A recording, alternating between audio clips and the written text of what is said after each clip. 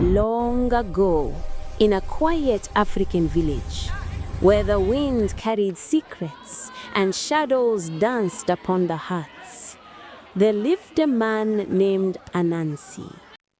Known across lands for his cleverness, his bold heart, and his trickster ways, Anansi could outsmart even the gods. But beneath that cunning smile lay a man burdened by love, a love too deep, too consuming for his own good. For in the fading breaths of his ailing mother, destiny stirred and whispered his name through the night wind. What Anansi did next would change not just his fate, but the fate of the entire village. For 3 long moons she had lain there, fading like smoke beneath the evening sky. The healer's herbs lost their power. His chants turned to sighs. Even the drums of the ancestors grew silent in her hut. Each dawn, Anansi would fetch water with trembling hands, and each night he would sit beside her, watching her chest rise and fall like a dying flame. The gods were silent. The village whispered. And above it all, Anansi's heart broke quietly as he prayed to the stars for mercy that never came. For 3 moons the healer had come and gone, grinding roots, burning leaves, calling upon the ancestors, but the sickness would not leave her body. Anansi, I have done all I can. Her spirit drifts too far from my reach.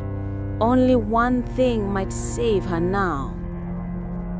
Tell me, wise one, what is it? The mystic hyena stick. They say it can command life and death itself, but it lies deep within the evil forest, where even the gods dare not walk. And outside the village grew quiet. Women fetched water in silence. Children stopped their laughter, for everyone loved Anansi's mother, the woman who once sang them to sleep beneath the moon. But now, her song was gone, and only the sound of wind and fear filled the air. That night, as the stars watched without mercy, Anansi made a vow to find the stick or die trying. Night swallowed the path before Anansi, the evil forest, a place where trees whispered names of the dead and the moon dared not shine. But love pushed him forward, love for his dying mother. Each step he took, shadows moved. Eyes, hundreds of them, watched from the dark. The forest breathed. Anansi to himself, I have tricked kings, I have fooled gods, but this is madness. Who dares walk where bones grow like roots? I seek your stick, spirit. They say it can heal the dying. Then trade me your laughter, your clever tongue, your gift of deceit. For a moment, Anansi hesitated. His wit was his weapon. Without it, he was nothing. But then he remembered his mother's smile, her songs under the baobab tree.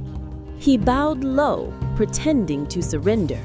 And as the hyena spirit stepped forward, glowing eyes gleaming, Anansi threw a mirror from his satchel, a relic he had stolen from a market priest.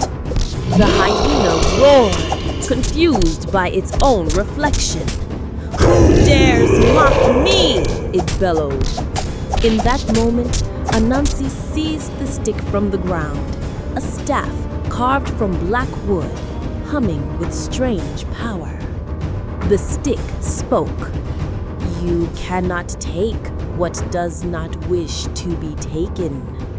The earth trembled, vines wrapped around his feet, pulling him down. Desperate, Anansi remembered an old folk tale that spirits respected truth more than courage.